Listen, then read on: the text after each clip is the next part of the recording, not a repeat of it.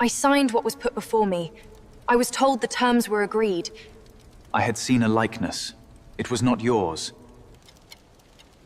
You were never meant to be mine.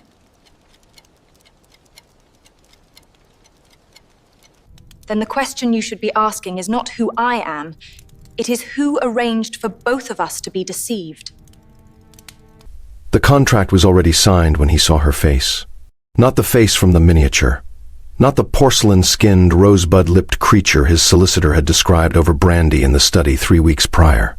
Not the daughter of a baronet who embroidered screens and played the pianoforte with a limp, decorative competence that would offend no one at supper.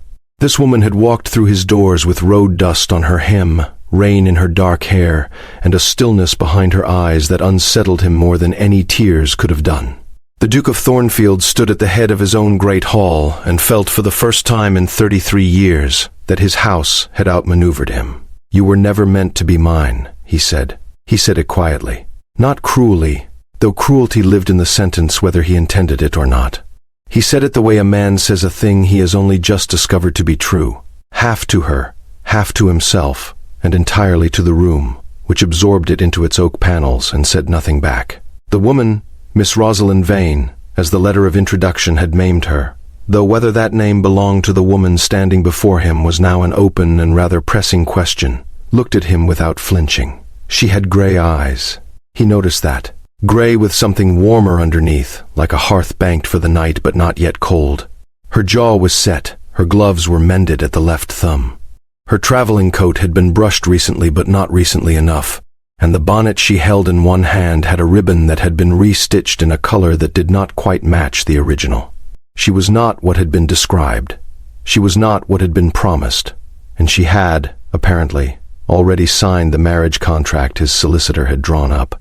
Signed it at a coaching inn outside Salisbury, witnessed by the innkeeper's wife and a retired clergyman who happened to be taking his breakfast in the next room. The contract lay on the table between them, its ink dry, its clauses binding, its existence a fact that neither of them could unsign by standing in a hall and staring at each other. If you're new to Duke Royal Tales, welcome. We bring you the finest Regency romance stories every single week. If you love tales of dukes, secrets, and slow-burning love, tap that subscribe button right now and ring the bell so you never miss a story. Now, back to the Duke and the woman he never expected. "I signed what was put before me," Rosalind said. Her voice was lower than he expected. Not rough, but grounded, the voice of a woman who had learned to pitch herself beneath the noise of rooms that did not wish to hear her. "I was told the terms were agreed. I was told you had seen my likeness, and accepted."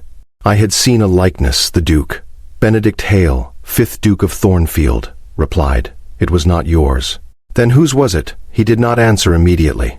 He turned to the sideboard, where a small velvet case sat open. Inside it, a ring, gold, old, heavy, set with a garnet, the color of dark wine. It had been his grandmother's. It had been placed there that morning by his housekeeper, Mrs. Linley, who had polished it with a chamois cloth and positioned it so the stone would catch the light from the east window when the bride-to-be arrived. Mrs. Linley had expected a different woman. Everyone in this house had expected a different woman. Benedict closed the case with a soft click. "The likeness I was shown," he said, turning back, "was of a Miss Philippa Arden, fair-haired, 19, daughter of Sir Reginald Arden of Hartwell Park." Rosalind's expression did not change, but something moved behind her eyes, a recognition, a confirmation of a suspicion she had carried for 4 days in a hired coach and had not, until this moment, been given reason to voice. "Philippa is my cousin," she said. "Yes, and you were expecting her." "I was, and instead you received me." "I did." A silence opened between them like the distance between two cliffs. Below it, something was falling, but neither of them could yet hear it land. Rosalind set her bonnet on the table beside the contract. She did this with the care of a woman who has few possessions and treats each one as though it has agreed to stay with her only provisionally.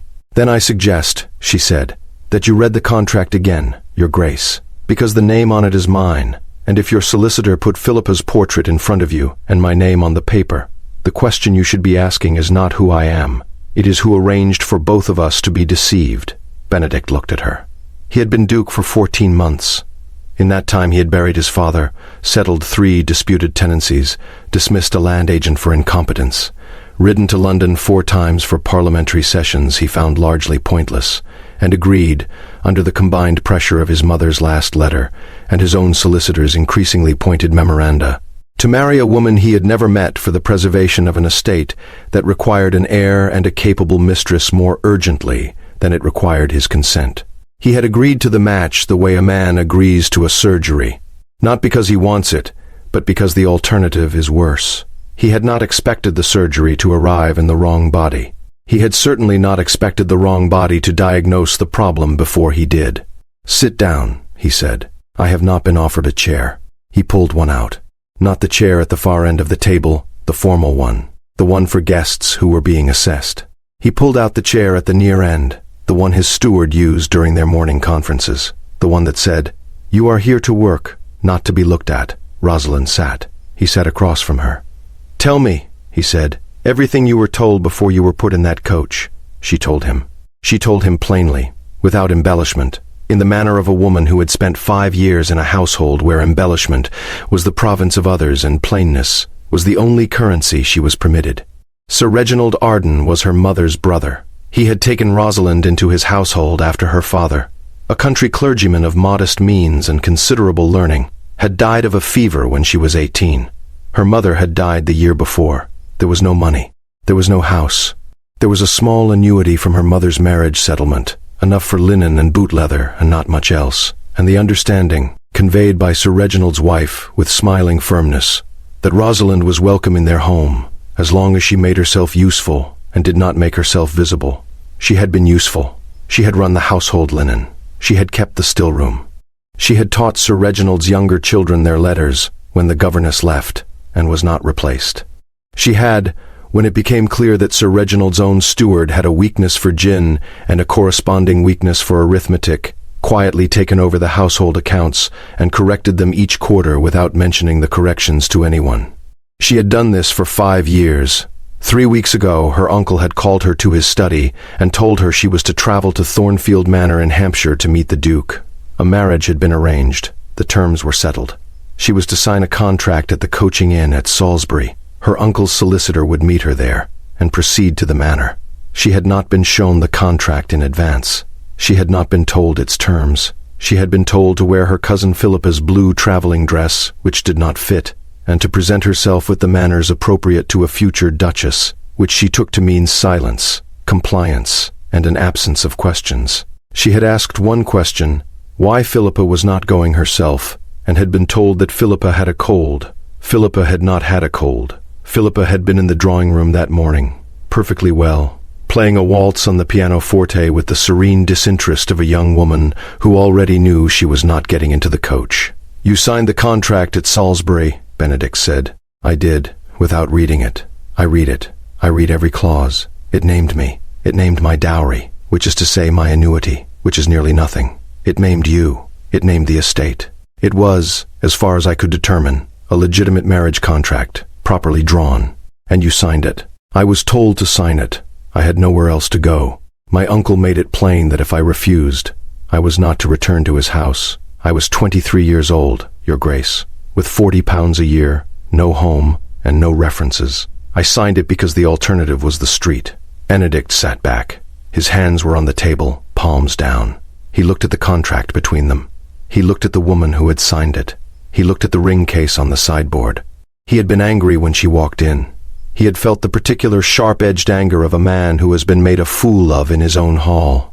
But the anger was cooling now, cooling rapidly, because the woman in front of him was not the fool. She was the instrument of someone else's foolishness, and she had walked into his house carrying the full weight of it, without complaint. "Your uncle," he said slowly, "sent you in your cousin's place." "Yes, because your cousin refused.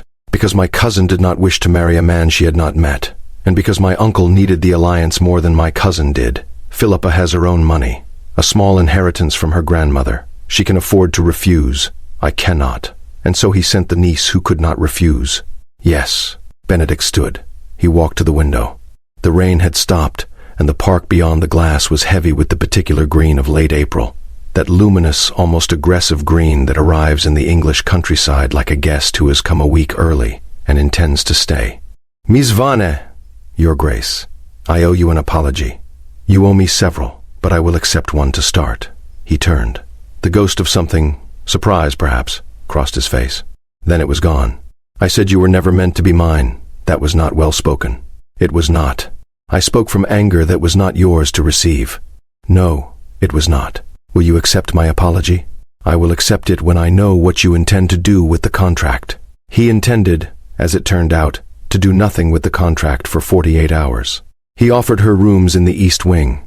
He instructed Mrs. Linley to attend her with fresh linen, hot water, supper on a tray if she preferred it, and a fire in her chamber though the evening was mild.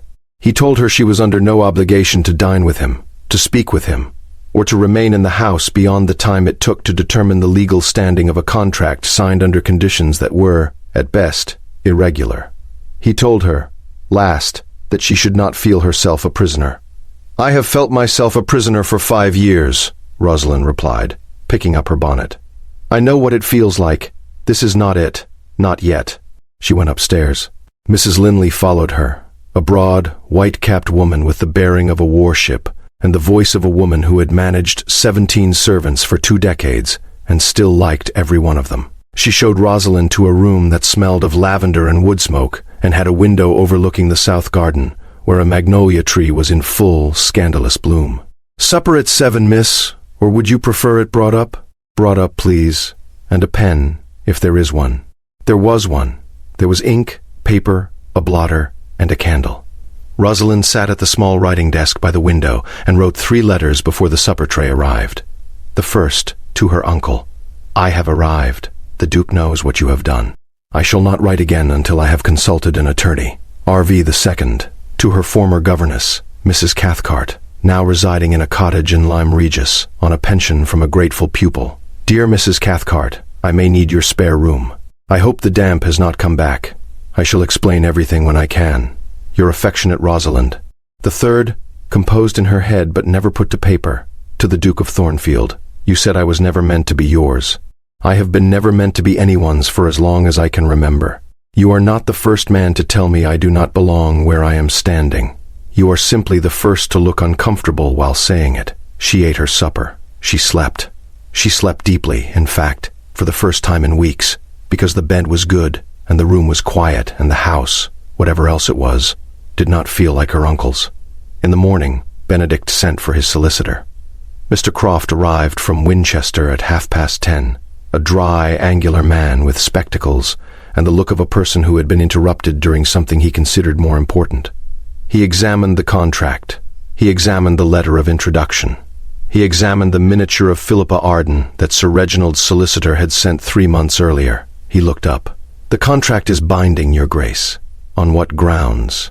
On the grounds that it names Miss Rosalind Vane, that Miss Rosalind Vane has signed it, and that you authorized your London solicitor to finalize the terms on your behalf. The miniature is not part of the contract. The contract names a woman. That woman is here. She has signed. You have, through your representative, consented. The marriage, if it proceeds, is lawful. And if I do not wish it to proceed? Croft removed his spectacles and polished them with a cloth he kept in his waistcoat pocket. Then you must break the contract, Your Grace, which you are free to do.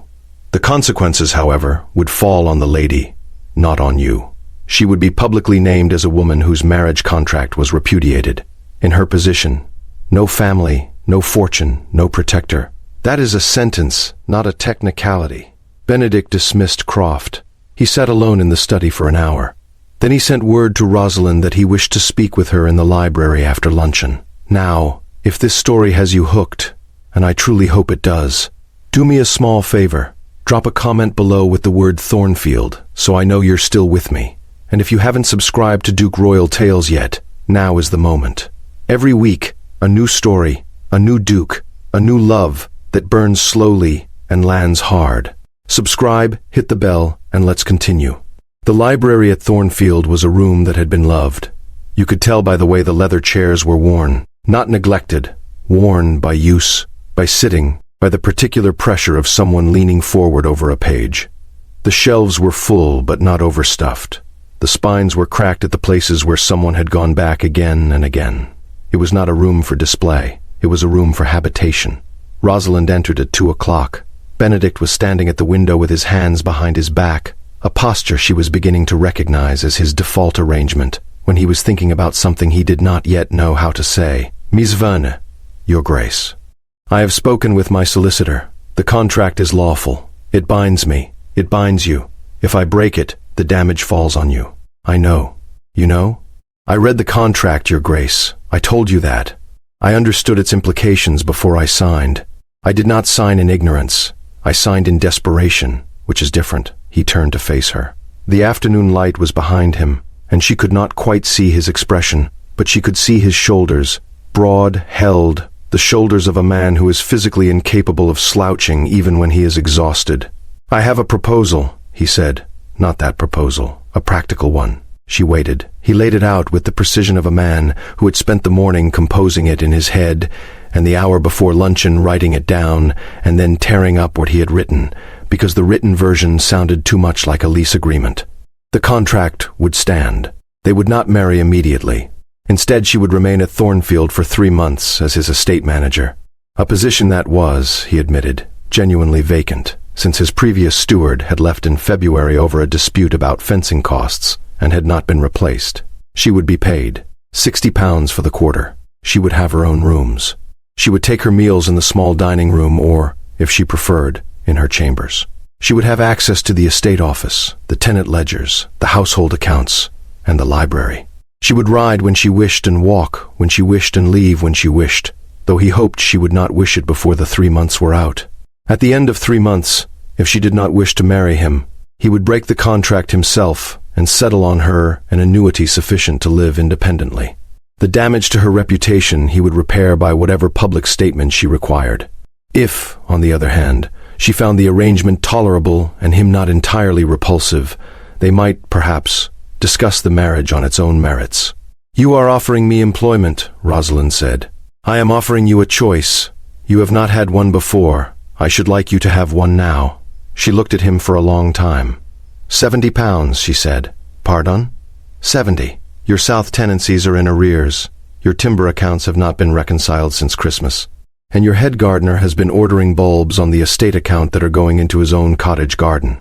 I noticed the discrepancy in the household ledger Mrs. Linley showed me this morning when I asked to see the kitchen expenditures. £70 is not unreasonable for a steward who can count. Benedict stared at her. You asked to see the kitchen expenditures? I asked to see everything. Mrs. Linley was very obliging. I believe she was relieved that someone asked. The Duke sat down. He put one hand over his face. When he removed it, Rosalind saw, for the first time, the very faint beginning of something at the corner of his mouth that might, in better conditions, have developed into a smile. £70, he said. Done. She began the next morning. The estate office at Thornfield was a square, stone-flagged room off the main corridor, with a partner's desk, 2 wooden filing cabinets, and a window that looked onto the stable yard. It smelled of ink, old paper, and the particular musty sweetness of a room that had been closed for 2 months. Rosalind opened the window. She opened the ledgers. She sat down. By the end of the first week, she had visited 8 of the 12 tenant farms, ridden the boundary of the South Park twice, discovered that the disputed fencing was in fact a drainage problem that the previous steward had misidentified, and written a memorandum to Benedict on the subject that was 3 pages long and included a sketch of the watercourse she had drawn herself, standing in the mud at the edge of Harker's Field in a borrowed pair of boots. Benedict read the memorandum at his desk. He read it twice. He looked up and found her standing in the doorway with a second memorandum, this one concerning the gardener's bulbs, and an expression that could most accurately be described as professionally satisfied. The drainage, he said, is the source of everything. Fix the watercourse, and Harker's Field drains properly, and his lower meadow stops flooding, and his sheep stop dying, and his arrears clear themselves within 2 seasons. The fencing was a symptom. Your previous steward treated the symptom. And the bulbs? £14 worth of Dutch tulips over the last 18 months, charged to the estate, planted in Mr. Jessop's front garden. I have spoken with Mr. Jessop. He was very forthcoming once I admired his tulips, and then asked him where he had found the money for them. What did he say? He went rather red and offered me a cutting. Benedict laughed. It was short, surprised, and over almost before it began. but it happened. Rosalind heard it. She would remember it later as the first true sound the house had made in her presence. Not a creak, or a footstep, or a door, but a human sound, warm and involuntary, pulled from a man who had not expected to make it. The weeks settled. They fell into a rhythm that neither of them had designed, but both of them came to depend on. Mornings in the estate office. The ledgers open between them, his handwriting sharp and vertical, hers smaller, neater, slanting to the right as though her letters were always leaning toward the next word. They argued about the timber contracts. They agreed about the drainage. They disagreed, firmly and without rancor, about whether the East Lodge needed a new roof or merely new guttering, and resolved the matter by riding out together in a rainstorm and standing under the eaves until the question answered itself by dripping on both of them. Afternoons, Rosalind rode the estate. She came to know the tenants by name, then by temperament, then by the particular way each of them said, "Good morning, miss," some warm, some wary, some with the careful neutrality of people who had not yet decided what to make of a woman in the steward's office. She won them over the way she had won everything in her life, not by charm, which she did not possess in the decorative sense, but by competence. She remembered which fields had been limed and which had not. She remembered which farmer's wife had been ill in March and asked after her in April. She remembered the name of the blacksmith's apprentice and the age of the thatcher's youngest, and the particular grievance the miller had about the sluice gate that no one had addressed in 3 years, because the previous steward had considered it beneath his attention. She addressed it. The sluice gate was repaired. The miller sent her a sack of flour. Benedict watched all of this from the particular vantage point of a man who was falling in love with a woman he was not yet permitted to court and did not yet fully understand. He watched her from the estate office window as she rode out. He watched her at supper. She had agreed, in the second week, to dine with him in the small dining room, Mrs. Linley present as chaperone, and he watched the way she ate, neatly and without self-consciousness, like a woman who had spent years eating at other people's tables and had decided, at some point, to stop apologizing for being hungry. He watched her in the library in the evenings, where she had taken to reading his father's collection of agricultural pamphlets with the absorption of a scholar who has been given access to a library she had long believed existed, but never expected to enter. He did not watch her the way a man watches a woman he considers a prospect. He watched her the way a man watches a fire he has been sitting beside for long enough to realize that the room was cold before it was lit. The letter from Sir Reginald arrived in the 6th week. It came by express, thickly sealed, addressed to the Duke. Benedict opened it at his desk. He read it once, set it down, and walked to the library, where Rosalind was reconciling the May accounts. "Your uncle has written." She set down her pen. "What does he want?" "He wants you returned. He says the arrangement is irregular, that your reputation is compromised, and that he is prepared to send your cousin Philippa in your place if the original terms of the match can be renegotiated." Rosalind was quiet for a moment. Then she said, with a steadiness that cost her more than she showed, "He is offering to swap us. Again." "Yes, and you?" "I have not replied. I wish to speak with you first." She looked at him. He looked back. The May accounts lay between them on the table, columns of figures in her careful hand, the month's expenditures totaled and balanced and true. Outside the library windows, the horse chestnuts were in full candle, white and pink against the long green of the park. A wood pigeon was saying something repetitive and philosophical from the cedar on the south lawn. "Your Grace." "Benedict." A pause. "Benedict, I should like to draft the reply myself, if you will permit it." "I will permit it." She drafted it that evening. She showed it to him the next morning. It was 2 lines. "Sir, the contract stands as written. Miss Rosalind Vane is under the protection and employment of the Duke of Thornfield. No further correspondence on this matter will be received. Thornfield." Benedict read it. He signed it without alteration. He sealed it and sent it. That evening in the library he told her what his solicitor had discovered about the original negotiations. The match had not been Sir Reginald's idea. It had been the late Duke's. Benedict's father had met Rosalind 7 years earlier, at a harvest supper at Hartwell Park, where she had been 19 and managing her uncle's still room, and half his tenants' complaints because no one else in the household could be troubled. The late Duke had written to his wife about her. The correspondence, discovered by Benedict in his mother's writing desk, tied with a faded blue ribbon, made the intention plain.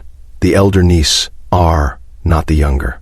She has a mind for land. She has her father's steadiness, I think of B, often. Let us wait until the war is done. The war had ended. But the late Duke had not lived to see the peace, and his wife had followed him within the year, and the letter had lain in the desk, unread, until Benedict had gone looking for it. Your father chose me, Rosalind said. My father saw you. He trusted what he saw. And your uncle's solicitor, the one who sent Philippa's portrait, was in communication with a man named Neil, who served as my father's steward, and who had, I now believe, his own reasons for preferring your cousin. Neil's wife is a connection of Sir Reginald's. The substitution was arranged between them. For money, for advantage. Philippa's dowry is larger. Neil's wife's family would have benefited from the connection. It was a small, tidy arrangement between small, tidy people, and it would have worked perfectly if your uncle had sent the right niece. He sent the wrong one. He sent the right one. He sent her late, and badly, and without the courtesy of an explanation. But he sent the one my father wanted. Rosalind touched the chain at her throat, a thin silver chain with a small oval pendant, a forget-me-not, engraved, her mother's. Her thumb knew the shape of it in the dark. I need time, she said. You have it. I need to think about what it means that your father chose me and that I was kept from knowing it for 7 years. I know. I need to be angry about that before I can be anything else. I know that too. She stood. She went to the door. She paused. Benedict, yes. I do not wish to leave Thornfield. I do not wish you to leave. That is not the same as wishing me to stay. No, he said. It is not. I wish you to stay. I am asking you to stay. Not as my steward and not as my contracted bride.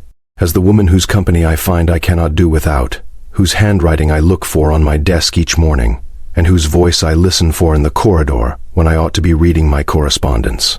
She leaned her forehead against the doorframe. She stayed there for 3 breaths. Then she straightened. Good night, Benedict. Good night, Rosalind. She stayed. She stayed through June and July and into August, past the end of the 3 months, past the date on which she could have walked away with an annuity and a clear conscience. She stayed because the drainage scheme was working. She stayed because the South tenants' arrears had cleared. She stayed because Miss Pemberton, the village schoolmistress, had asked her to read to the younger children on Thursday afternoons.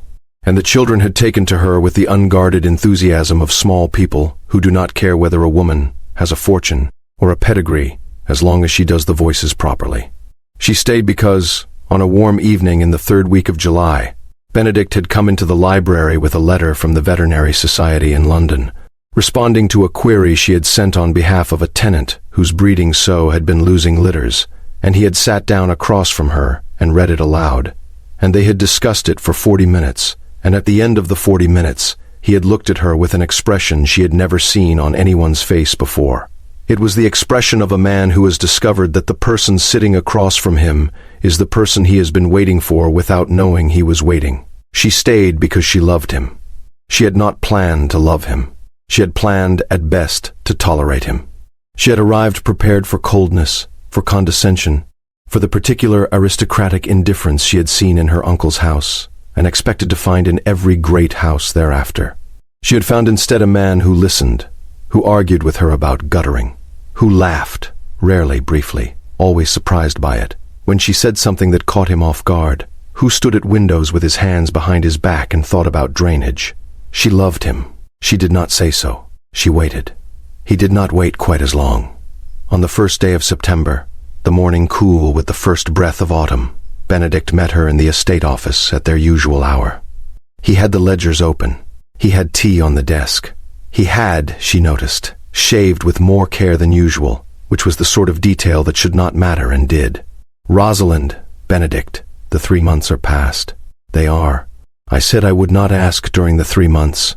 I have kept my word. I should like now to ask. She set her pen down.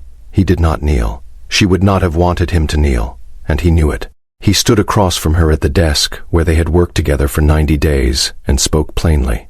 I should like to marry you, not because of the contract, not because my father intended it, not because your uncle's dishonesty created a circumstance that trapped us both. I should like to marry you because you have made this estate better than it was, and because you have made me better than I was, and because I cannot imagine sitting at this desk without you on the other side of it.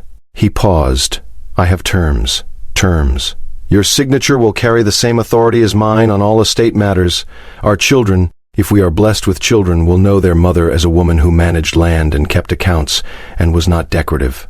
The south cottage at the edge of the park will be settled in your name alone, so that you will always have a place that is yours and not mine, in case I prove less worthy of you than I hope to be. And I should like, if you will permit it, to love you in a manner that has very little dignity and a great deal of sincerity." Rosalind looked at him. She looked at the ledgers between them, the columns of figures they had built together, the record of a small, shared competence that had grown into something neither of them had dared to name until now. "I have a condition of my own," she said. "Name it. You will never again tell a woman she was not meant to be yours. What is meant is not decided by miniatures and solicitors. It is decided by who shows up and what they do when they arrive." "Agreed." "Then yes." He came around the desk. He took her hand. Her hand was ink-stained at the second finger. It was always ink-stained at the second finger, and his was calloused from the rains. Neither hand was what a portrait painter would have chosen. They fit anyway. He kissed her. Not like a duke.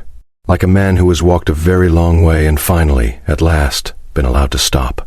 Mrs. Linley, who had been coming down the corridor with a tray of fresh scones, paused at the office door, assessed the situation with the experienced eye of a woman who had managed this household through 2 dukes and a renovation, and retreated to the kitchen.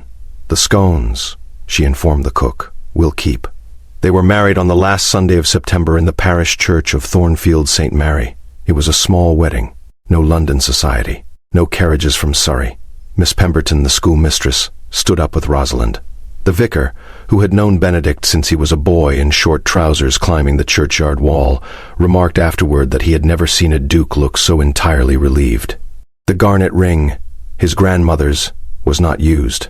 Instead, Benedict produced from his pocket a plain gold band, thin, scratched, with the particular warmth of a ring that has been worn every day for a long time. It had been his mother's. She had worn it beneath her formal ring, the way some women wear a secret. "This one," he said, "is for living in." It fit. The contract, the original one signed at the Coaching Inn in Salisbury, was framed and hung in the estate office, not as a legal document, as a reminder that the most important agreements are the ones you make after the first one has been torn apart and rebuilt from the ground up. The miniature of Philippa Arden was returned to Sir Reginald without comment. What Sir Reginald did with it was his own affair. He did not write again. Philippa married a clergyman in Dorset the following spring and was, by all accounts, content.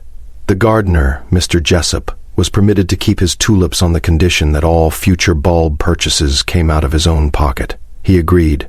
He also, in a gesture of goodwill that surprised everyone including himself, planted a border of forget-me-nots along the path to the south cottage.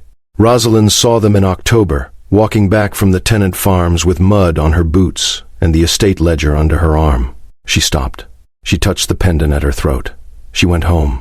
On a gray November evening, the fire lit in the library, the rain steady against the windows. Benedict looked up from a letter and found Rosalind reading in the chair across from him. Her feet were tucked beneath her.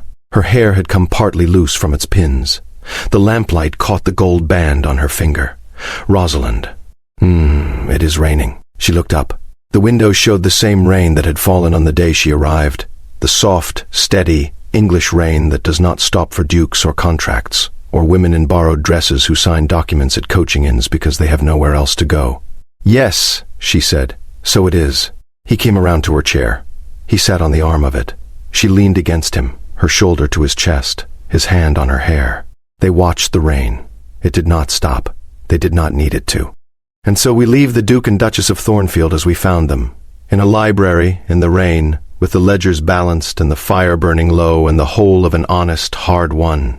Deeply ordinary love stretching out before them, like a country road, with no particular destination and all the time in the world. If you stayed with Rosalind from the first sentence to the last, thank you. You are the reason Duke Royal Tales exists. Every week, a new story, a new Duke, a new woman who refuses to be what someone else ordered. If this story moved you, subscribe to Duke Royal Tales right now. Hit the bell. Leave a comment. Tell me, which line of Rosalind's do you wish you'd had the courage to say yourself? I read every single one.